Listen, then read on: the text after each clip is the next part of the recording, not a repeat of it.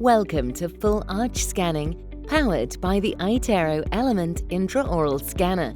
This section includes pre-scanning instructions. To start the scanning on the scanner screen, tap New Scan and fill in the RX. Let's go over some best practices for efficient scanning, including the following: ergonomics, soft tissue retraction, and moisture control.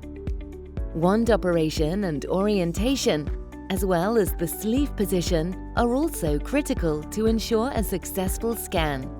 The operator should be sitting at the 12 o'clock position, directly behind the patient. The wand is held underhand, and the hands should not cover the vents.